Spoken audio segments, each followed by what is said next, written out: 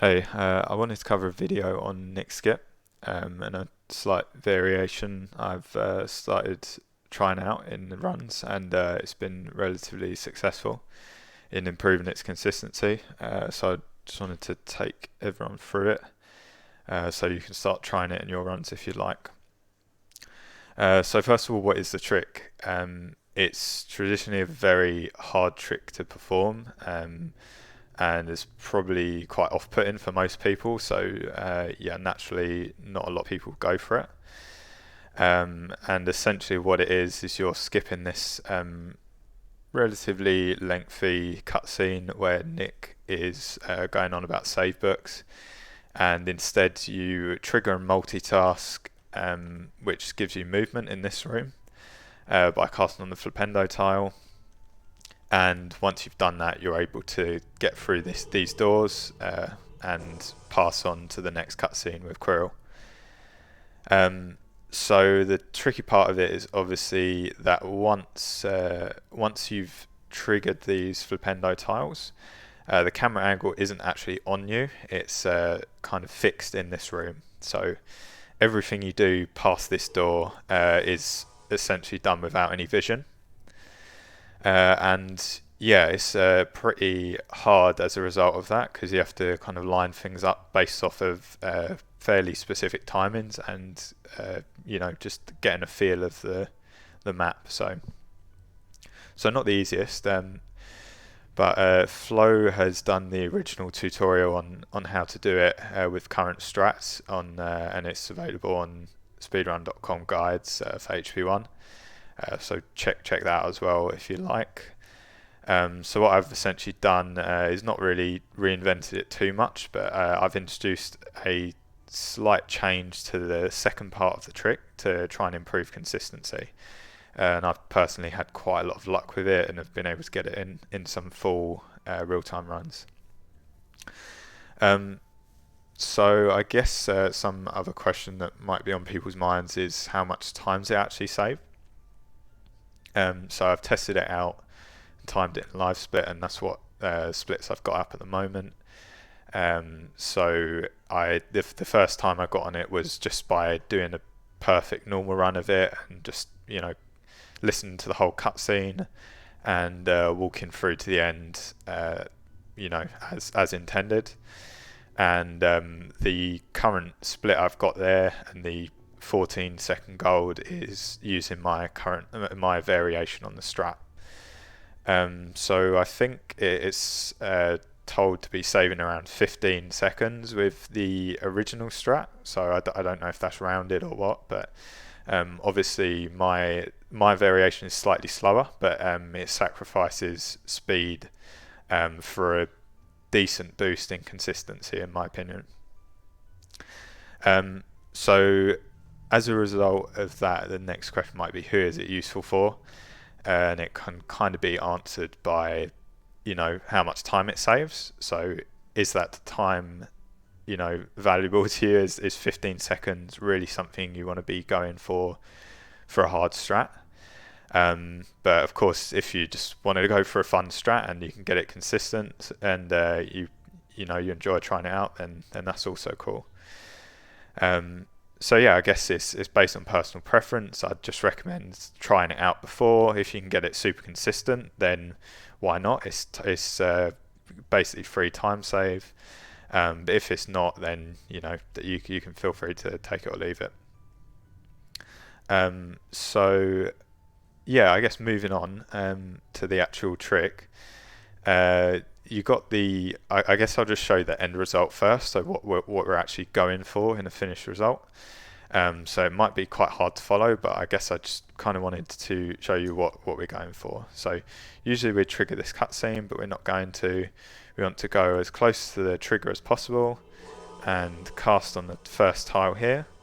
But as soon as you go, we want to walk into the trigger for the cutscene. So you see Nick's gone there. Got a bit of a weird angle there, so I'm going to restart it. You just want to essentially be facing this way. That's the only real requirement to this part. So Why is my camera going so weird? So yeah, this is what you want. So you trigger the Nick cutscene, he's going to start talking, and we'll go through to here, set up the angle, and like I say, I'll go through all this in detail later. So this spellcast is just setting up the angle. Walk up to the first door.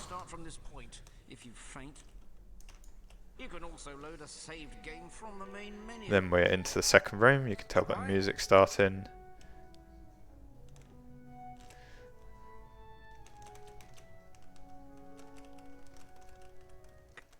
Okay, so obviously quite hard to follow because you can't see most of it, but that's essentially what we're going for. So I just wanted to show that first.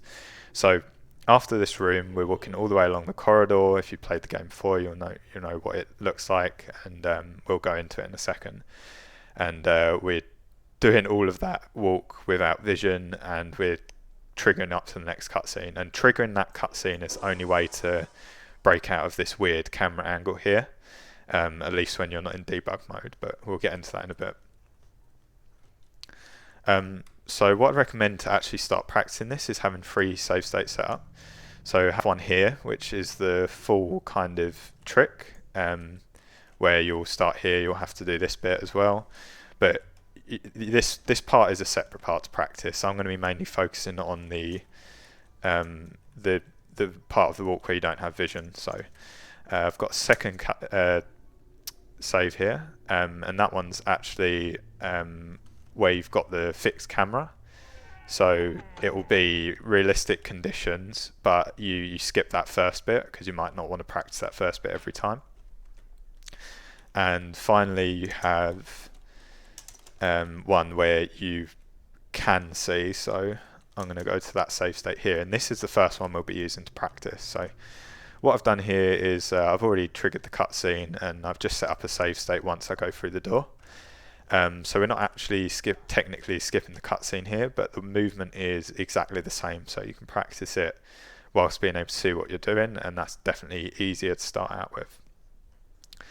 So yeah, like I say, we're going to start this with three different sections. We'll do it first with vision. Secondly, we'll do it with without vision, so we'll do that second kind of save state I showed you, where we start here but we can't see, and finally we'll try the whole thing and stitch it all together. So the first part of the walk is to get up to this point here. You want to line up perfectly in the middle of this big part of the railing, so that should be quite fine. Just have Harry's head like in the middle. And the second bit is lining up the spellcast, and the only purpose of the spellcast is to make it easier to line up the angle.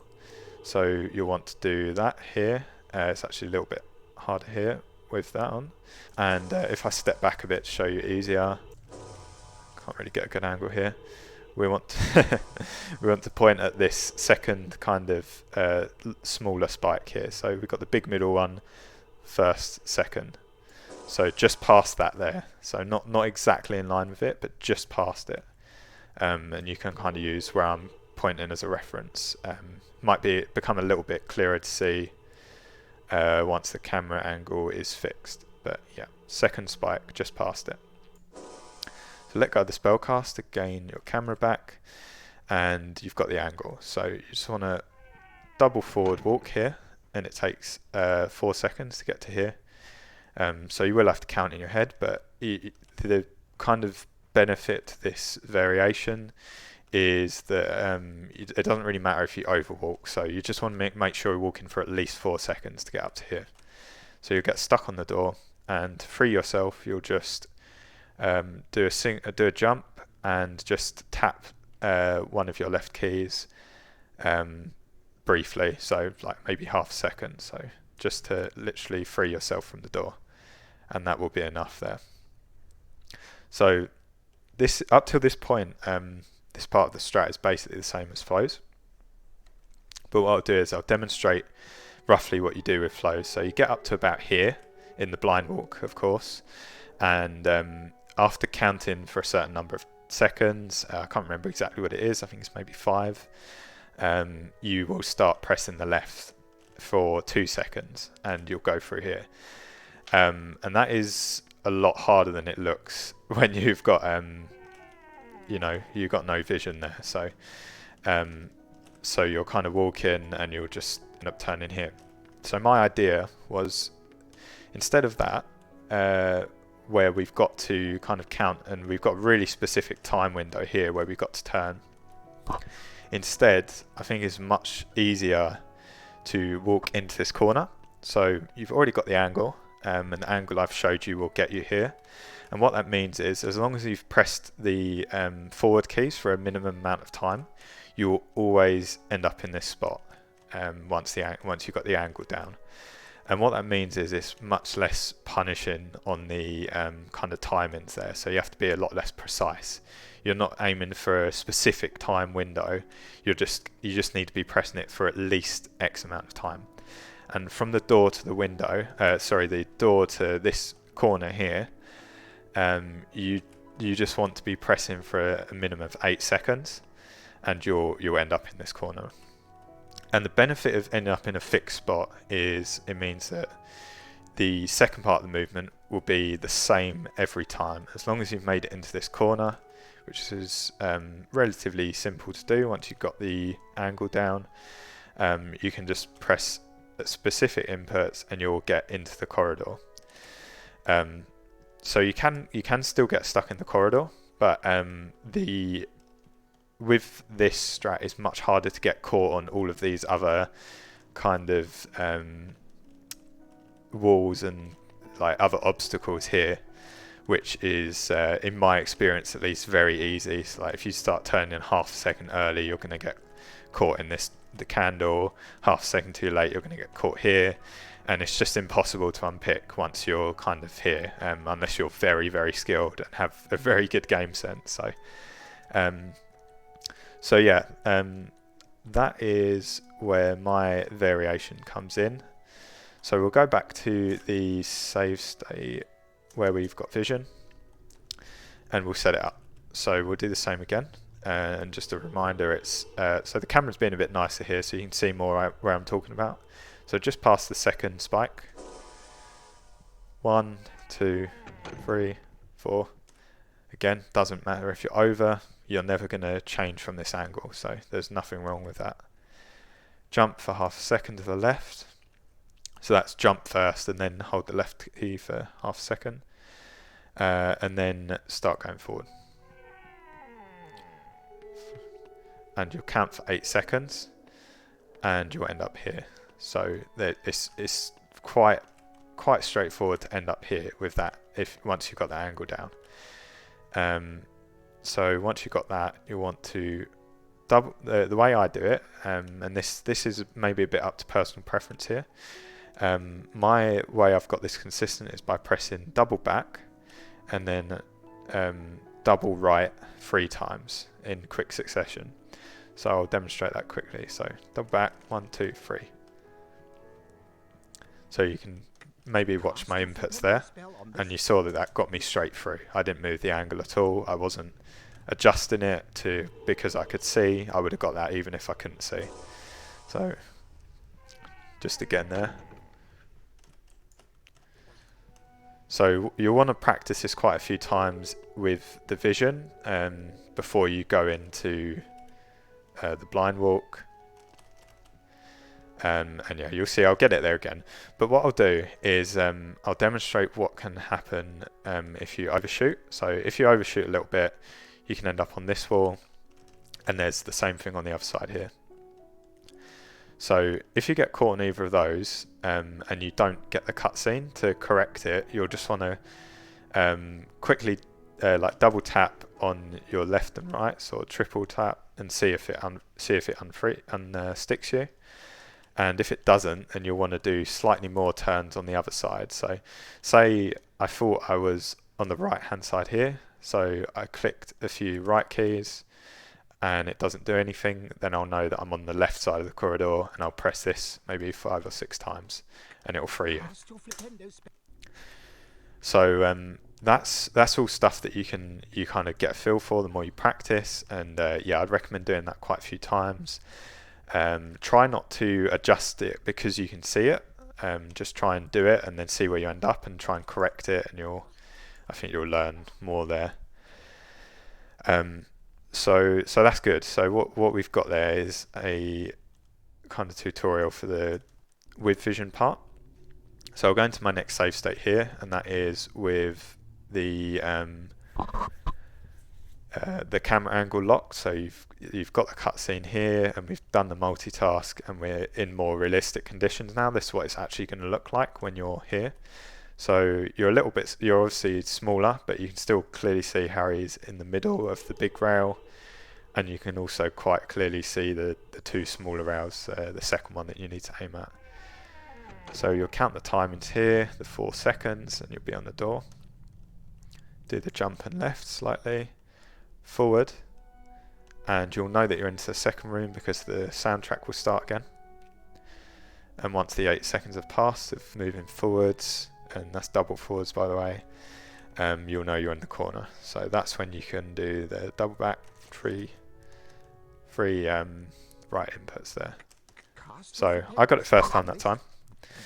But what I'll do for demonstration purposes is I will do it where I'm stuck. So the good thing about debug mode is you can actually unstick your camera angle. So I'm going to purposely get myself caught on something. So I'm going to get to the door. I'll do that bit fine, and then I'll overturn on the back walk there. So I'll start turning first. I realise I'm not triggering the cutscene. So what you can do in debug mode is press F8, and it will set your camera angle, or it will reset your camera angle so you can see it. So I was actually trying to get stuck on here, but I didn't do it enough. So you can kind of like, even if you're trying it without the vision, you can then reset the camera angle and bring yourself back, and this F8 just toggles through all of them. So this is back to the normal one now. So yeah, you can see you overturned a bit, and it will just give you a bit of a feel for, you know, how you need to adjust your thing. Because I'm not saying that, you know, double back and 3 right taps, it might not be the best thing for everyone. Not everyone's going to have the exact same like button press times that they're doing or whatever like that. So yeah, you just want to be wary of that. So yeah, that's pretty much it in terms of how you kind of adjust there. I think we've got a good example from each now. But yeah, you'll just want to try and like count the seconds by in your head, and just remember that you'll want to go over, or you know, that's the only option basically. You want to overcount rather than undercount, because if you undercount, then you might end up in the wrong position. But if you overshoot it, you're just going to be walking into the wall or the door anyway, so neither of those matter. And then the final bit, I'm not going to talk about this too much because it should be self-explanatory. But yeah, you basically want to stitch that together with the first part of the skip, because the first part's not massively easy either. So you'll go back to your first save state here, and you want to practice this. So this part of the tutorial I'll let you watch from flows, because this is exactly the same. You just want to line up on near to the edge of this tile, and you'll be close enough to the cutscene that if you cast and then walk straight, you'll get into the cutscene, and then you'll want to try the rest of it together.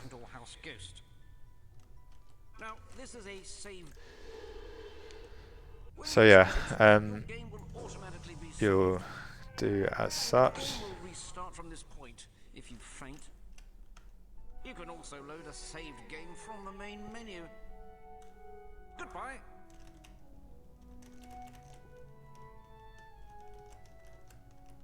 So we got it pretty much every time we've attempted there. So yeah, that should be it in terms of this strat. I think this has turned out being a bit longer than expected, but yeah, just skip through to the relevant parts of the tutorial that you need, and yeah, hopefully with a bit of practice and everything, this should become quite a doable strat. I rarely ever got it with the original method, but I got this to a point where I think I'd attempt it in literally every run. So I think it is worth a try, whether it's for fun or whether you're looking for potentially free 14-second time save, and maybe even quicker if your movement's a bit more optimal. So yeah, thanks for watching, and yeah, hope that was helpful.